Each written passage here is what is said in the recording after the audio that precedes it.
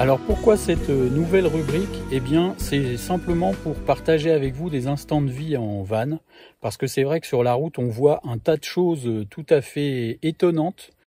Alors du bon et du moins bon, voire quelquefois du très mauvais, mais souvent du assez drôle et humoristique. C'est vrai que cette petite rubrique, elle sera un peu ironique souvent, parce que c'est vrai que les comportements de certains sur la route et dans leur wagon nous interpellent assez régulièrement. Alors sans doute que nous-mêmes ne sommes pas exemplaires, mais il y a quand même des choses tout à fait étonnantes que l'on voit quand on voyage un peu comme ça en nomade, et c'est ce qu'on veut partager avec vous. Alors ce seront souvent des vidéos de très courte durée.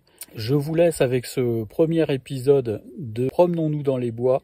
J'espère que ça vous plaira. N'oubliez pas le petit pouce levé si c'est le cas, et aussi de vous abonner à la chaîne si vous ne voulez manquer aucune des aventures qui vont suivre.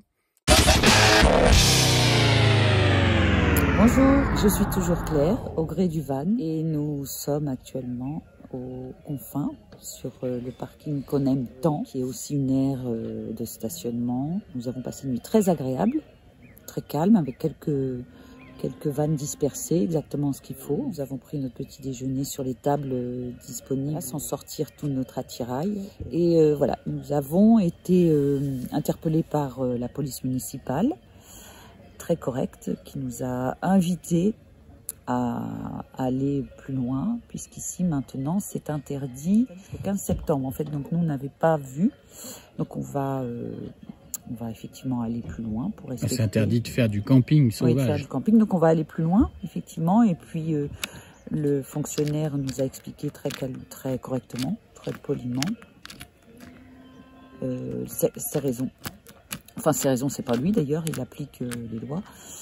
C'est un arrêté municipal. Donc en fait, on a tout à fait bien compris, puisque c'est quelque chose qu'on vit et dont on a constaté la répétition, c'est-à-dire le regroupement dans les périodes estivales et hivernales des vannes et des camping-cars vraiment en cascade, hein. En fait, ils sont en cascade dans l'enfilade, et avec des abus notoires qui ont poussé à cet arrêté. Donc voilà, donc nous on en subit forcément un peu les conséquences. Ce monsieur nous a expliqué, parce qu'on connaît tous en fait, mais ici c'était pas encore, cette désagréable habitude n'était pas encore vraiment arrivée visiblement, parce que nous ça fait une trentaine d'années qu'on vient par là, et c'est la première fois qu'on voit cet arrêté, donc ces interdictions.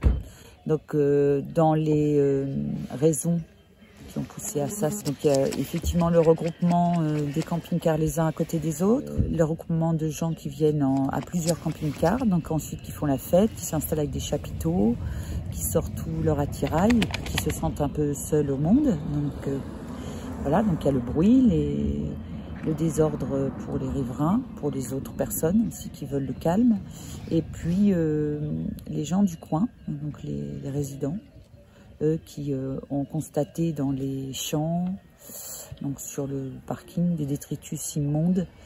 Ça, c'est inadmissible. Et puis ça pousse à prendre des décisions qui vont forcément contre notre bien-être à nous aussi, parce qu'en fait, nous, on n'est pas responsable de ça, comme vous tous. Et puis, on est impacté. Donc nous, tranquillement, on va plier bagages, on va respecter ce qui nous a été dit, parce qu'on le comprend très bien en plus, sans participer à ces choses-là.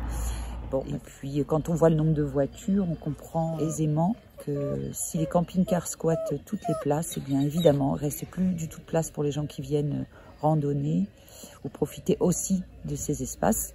Voilà, préservés pour l'instant, mais voilà, il a fallu une loi pour que les camping-cars et les vannes aillent voir ailleurs, en fait, à condition de ne pas recommencer ça ailleurs. Voilà. Donc le monsieur était très correct, il ne nous a pas verbalisé. On était, je crois, on était 4-5. Oui. En fait, il y avait personne, il n'y avait pas de voiture, évidemment, puisque c'était le soir. Et puis, il est arrivé ce matin, donc forcément... De toute façon, c'est un arrêté municipal qu'on n'avait pas vu, d'ailleurs, parce que si on l'avait vu, on aurait été ailleurs. Et pour rigoler un peu, voilà une petite illustration de tout ce qu'on vient de vous dire. Et on ne l'a pas fait exprès, hein, c'est en direct live.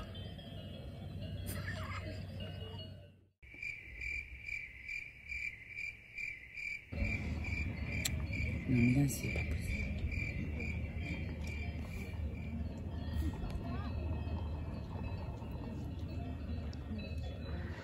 Voilà, il n'y a absolument plus aucune compassion pour les gens qui sont sur place. Voilà le décor auquel on assiste. Il est 9 h du matin. Freestyle pour Pépé qui nous pisse devant le nez. C'est tout à fait agréable et sympathique. Merci Pépé. Voilà, c'est quand même un peu dommage d'être assimilé à ces gens qui sont des touristes patentés, qui sont en freestyle parce qu'ils sont en vacances, qui ne respectent rien et qui du coup, d'une part, dénaturent le lieu et puis font passer tous les gens qui font du nomade comme nous et comme vous probablement pour des sagouins quoi, et qui finalement obligent les municipalités à prendre des décisions qu'elles n'ont a priori peut-être d'ailleurs pas forcément envie de prendre. Mais bon, c'est comme tout, les excès à un moment donné, bah, il faut en se payer le prix. Il n'y a jamais eu aucun souci ici et ça finit par arriver, comme probablement sur les plages bretonnes ou sur les plages du sud, etc.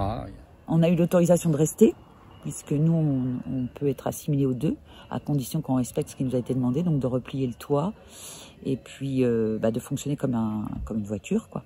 Donc c'est ce qu'on va faire, et puis ce soir, on ira trouver un autre lieu qui nous accueillera. Alors c'est pas qu'on n'est pas accueillis, hein, là, c'est pas le problème, hein, c'est que du coup, il y a des restrictions énormes, donc jusqu'au 15 septembre. Voilà. Donc, du coup, n'hésitez pas aussi à nous faire des retours sur vos aventures et de ce type-là aussi, parce que bon après nous on ne l'a pas pris mal du tout, hein, parce que d'abord ça nous a été dit vraiment très gentiment, et puis les explications derrière sont évidemment tout à fait recevables, ça c'est sûr. Donc voilà. Donc n'hésitez pas à nous faire des retours. Voilà. Alors pour faire écho à ce qu'on disait tout à l'heure concernant l'interdiction de stationner en tant que camping-car sur le parking des Confins, tout au moins sur le parking haut des Confins, on nous a dit qu'on pouvait aller sur le parking d'en dessous. Alors effectivement, juste en dessous, il y a un autre parking très grand, c'est le parking des télécabines que je vous montre ici. Voilà, alors c'est quand même assez vaste et il n'y a absolument personne. On est bien d'accord. Je commence à comprendre un petit peu l'embrouille aussi. C'est-à-dire que bon, les camping-cars qui se comportent mal, etc. Enfin, bon, ça on sait que ça existe et effectivement on va pas le nier parce que c'est une réalité malheureusement.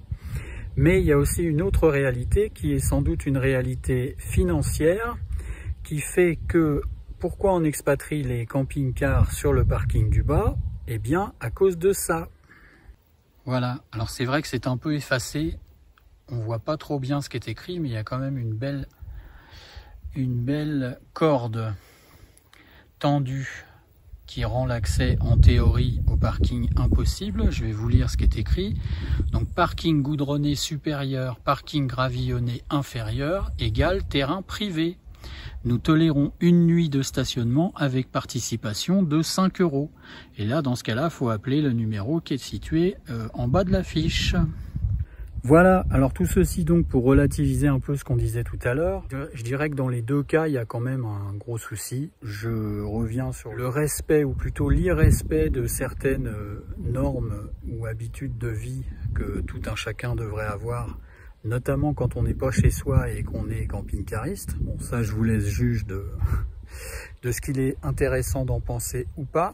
Et puis après, il y a aussi le côté dollar qui, évidemment, n'est jamais bien loin.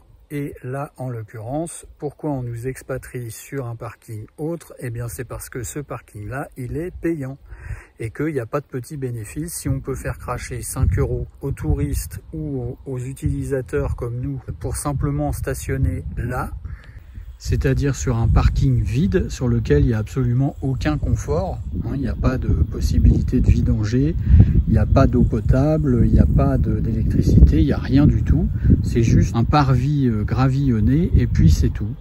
Je trouve que ça aussi c'est un peu abusé. Alors je suis pas complètement hostile à l'idée de payer, de donner une participation lorsqu'on arrive quelque part, parce qu'effectivement on utilise des lieux qui sont soit privé, soit public, mais effectivement, je comprends assez bien qu'on puisse demander une petite participation financière et puis on utilise des services éventuellement. Mais là, quand il n'y a rien du tout, c'est un petit peu n'importe quoi. Voilà, on va rester là-dessus. Et puis, bien, je vous laisse à vos commentaires aussi, si vous avez des idées là-dessus, même qu'ils ne soient pas compatibles avec les nôtres. Hein. On est tout à fait prêts à discuter de tout ça tous ensemble, je pense. Et c'est aussi l'intérêt d'une chaîne comme la nôtre, c'est de partager des idées ou pas, et puis en tout cas d'échanger, et puis de pouvoir débattre de certaines réalités qui nous interpellent. Allez, à plus!